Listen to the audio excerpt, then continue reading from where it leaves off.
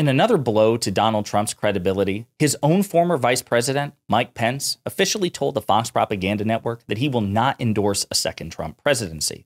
In stark contrast to another so-called principled conservative, Ben Shapiro, who now says that he would drag himself through broken glass to get Trump reelected. But before we unpack all that, if you end up liking this video and you want to support the channel, please be sure to hit the like, subscribe, and alert bell before you go. I'd greatly appreciate it. All right, friends, we got a couple of clips to look at in this video, and fair warning, the second one, which is about Ben Shapiro, has the potential to be relatively long because he crams in a bunch of, misleading statements or lies that we're going to have to fact check, and it's a chore. But we're going to start with the bigger piece of news, which is Mike Pence, the second highest ranking person in the Trump White House and the federal government when Trump was president, is saying he's not going to back his former boss in 2024. Let me ask you this. We have not spoken since former President Trump sewed up the nomination, which he did earlier this week. And he has received endorsements from some of the people who were running against him. But we have not heard from you. Will you be endorsing your former president? You were on the ticket with him last time around. Well, Martha, I appreciate the question.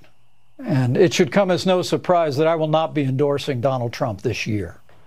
Look, I'm incredibly proud of the record of our administration. It was a conservative record that made America more prosperous, more secure, and saw conservatives appointed to our course in a more peaceful world.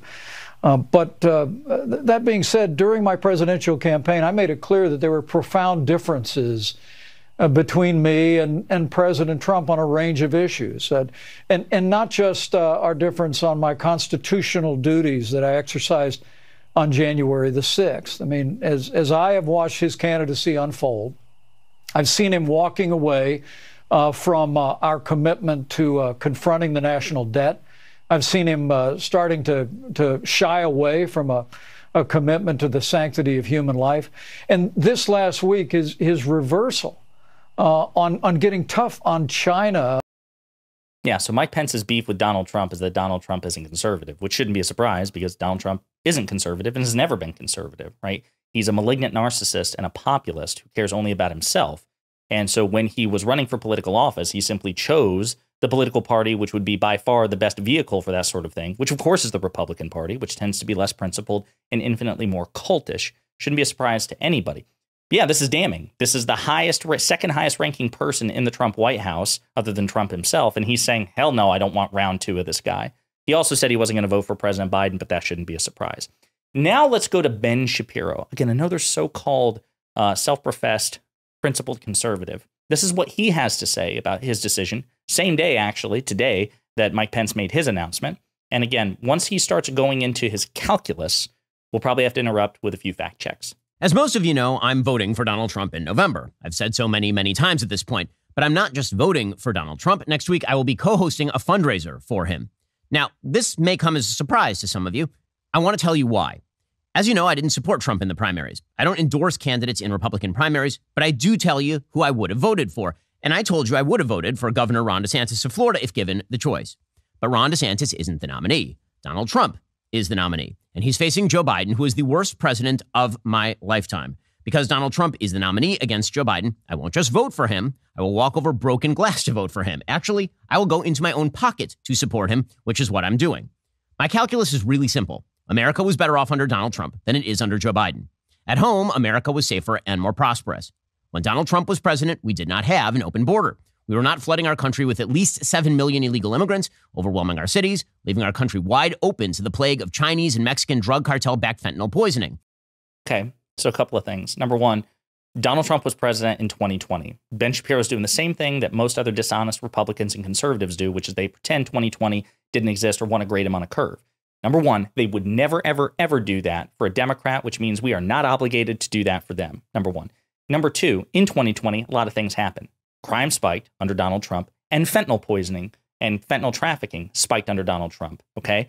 Yeah, this notion is just absolutely ridiculous. In terms of the southern border, Donald Trump did struggle with the southern border. He shut down the government over it in 2019, and he even complained that he wasn't getting the legislative outcomes that he needed. He said that Congress needed to pass certain legislation in order for him to manage what he called, at the time, a crisis at the southern border. So again, Shapiro's lying about it. Shapiro also neglects to mention that Donald Trump has also stymied in 2024 through his cultish command of the GOP a bipartisan but relatively conservative border bill, which would help address the issue because he wants to use it as a cudgel against President Biden.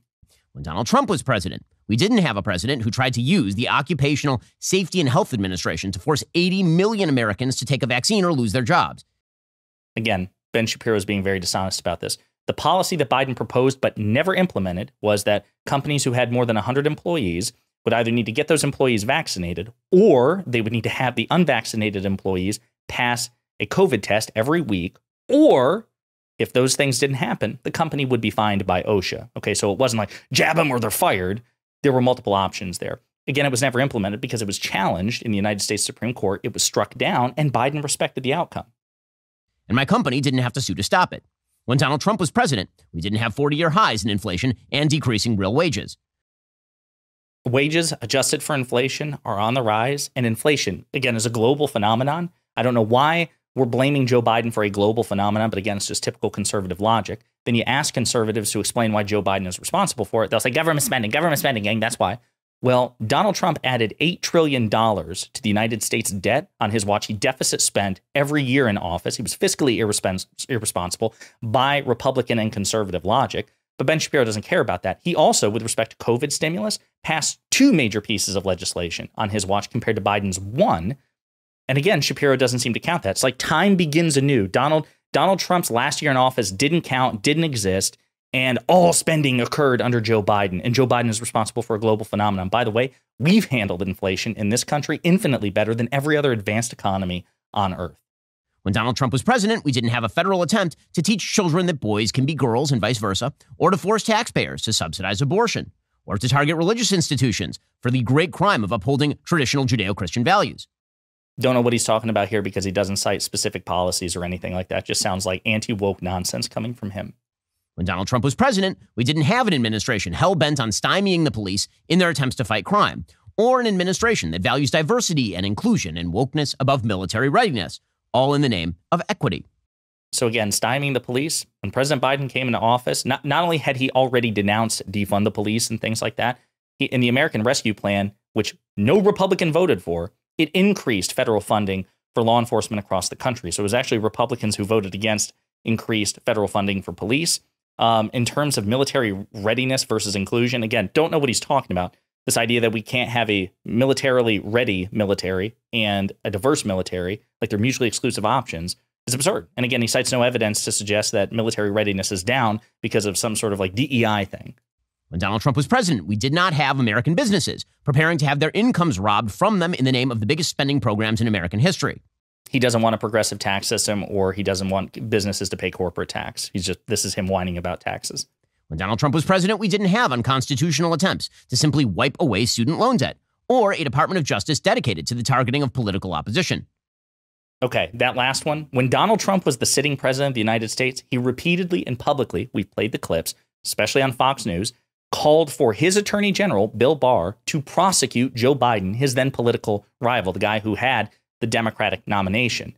Donald Trump, as a sitting president, did indeed ruthlessly, explicitly, openly try to weaponize his DOJ against his political rivals. The fact that Bill Barr didn't comply, Donald Trump doesn't get credit for that. We're not grading Donald Trump on a curve. Donald Trump made a sincere attempt and failed because he's too stupid and brazen, and because Bill Barr, for a moment, had a modicum of principle.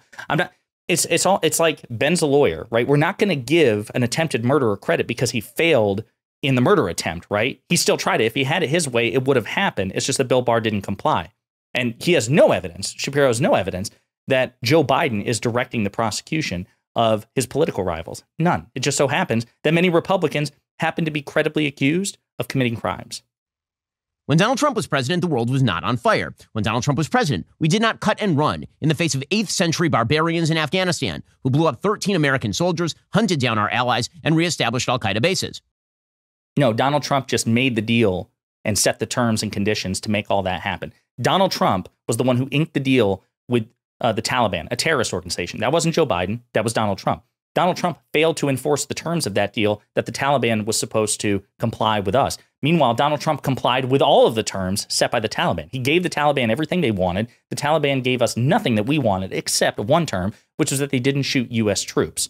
Donald Trump gave the Taliban back 5,000 fighters, and he reduced U.S. troop presence down to 2,500, leaving Joe Biden with 2,500 troops as the country rapidly collapsed after Trump alienated the Afghan national government. So Joe Biden's options were, when he became president, reinvade the country with a troop surge, which Ben Shapiro would have opposed, and the vast majority of the country would have opposed. And he would have said, we had world peace under Donald Trump, and now Joe Biden's having to invade Afghanistan. Or Joe Biden would have had to implement, to the best of his ability, the very poorly thought out Doha agreement, which is what he did.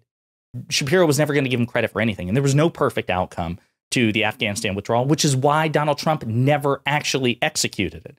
He just set the terms and conditions and kicked the can down the road. He had 4 years to honor his promise to get us out of Afghanistan. He chose not to do it. And by the way, if we're going to complain about the number of people who died in Afghanistan, or just service people deaths, period, more troops died under Donald Trump than did Joe Biden, even in Afghanistan. So by that metric, once again, Donald Trump is an objective loser and inferior to Joe Biden. But Shapiro doesn't care. When Donald Trump was president, peace was breaking out in the Middle East between Arab nations, and Israel and Iran was in a box. We certainly did not have a multi-front hot war between Iranian proxies and American allies, or American soldiers directly, and we weren't trying to pay billions in bribes to the Iranian mullahs. So he's talking about the Iran nuclear deal and things like that. The Iran nuclear deal was deterring Iran from pursuing its nuclear weapons. Donald Trump pulled us out, and what did Iran do? Immediately restarted its uranium enrichment program. They're closer to a nuclear missile, a nuclear weapon than ever, and that's because of Donald Trump.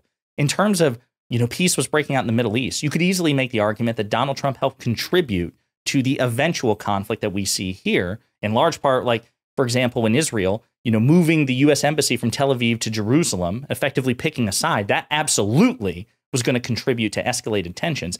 But again, this idea that something happened under Donald Trump, ergo Donald Trump gets the credit, except for bad stuff, where if that happened under Donald Trump or not, he doesn't get the blame.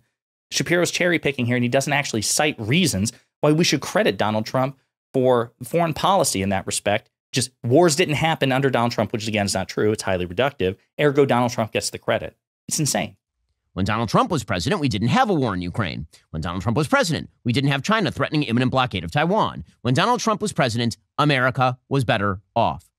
Now, as I've said, I will always be honest with you about Donald Trump. He was not my first choice in the primaries. He's a deeply flawed human.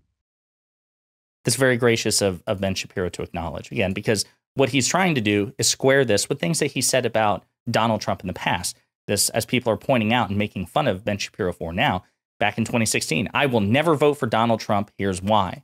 And this is the opening paragraph. He's like, I'll never vote for Donald Trump because I stand with certain principles. I stand with small government and free markets and religious freedom and personal responsibility. Donald Trump stands against all these things. Well, he certainly stands against small government and personal responsibility.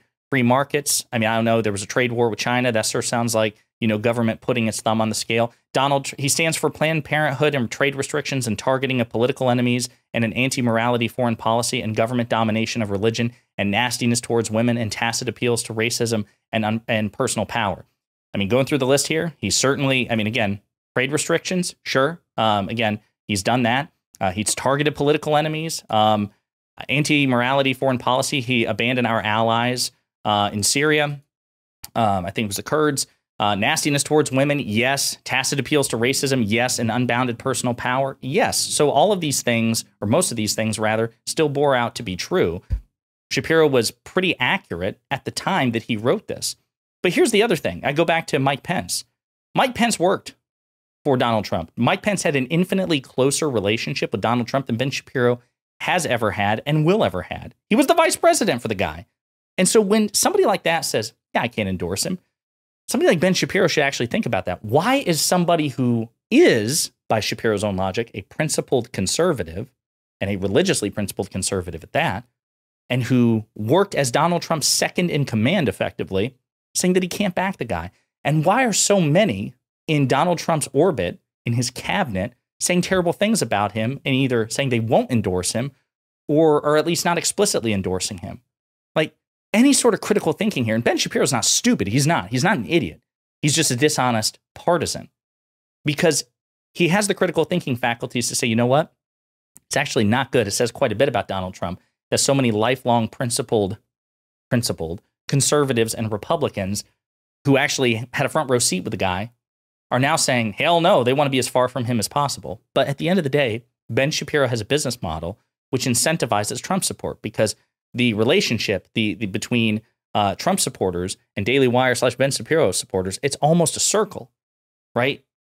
He would probably suffer enormous pushback if he did what Mike Pence did. And by the way, if you look on Twitter, Mike Pence is being read the riot act by even Republican politicians. I saw that Kristi Noem, the Republican governor of, I think it's South Dakota, North Dakota, she's like, she is publicly complaining about Mike Pence's refusal to endorse Donald Trump for the presidency. So Ben Shapiro, I think, just was incredibly dishonest in that. At the end of the day, it's just a business model for him. And the contrast between him and Mike Pence could not be more clear. Let me know what you think in the comments.